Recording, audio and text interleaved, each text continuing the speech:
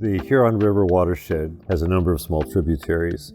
Some are in better shape than others. One that's not in very good shape is Miller's Creek, which is just off campus here. It's eroded, and it's also subject to a lot of salt invasion because of the street. It's right next door to it. The project is to remediate it somehow. The sky is the limit, or perhaps we might say the stream is the limit. They could do chemistry remediation if they want to. They could do some sort of erosion remediation. They could maybe devise a sensor for temperature or any number of different things. How wide is it? How deep is it?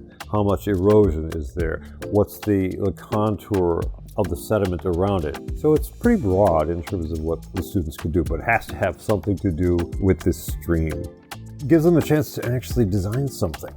We don't have a client, as some of the sections do. The environment is our client. But we can interrogate that client, if you will, by doing some investigations, some field studies to see whether, in fact, that this actually needs some work. They have to be able to define what the specific problem is.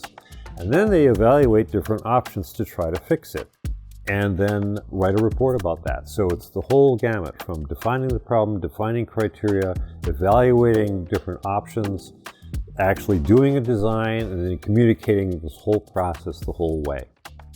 I think the interest that the students show in coming to this class tells us something about the overall ethos that we live in now, where people are concerned about things like this. They want to do something. If you like the idea of designing something brand new, okay, to help the environment, to help deal with the problems that we're facing globally, this is certainly a wonderful choice.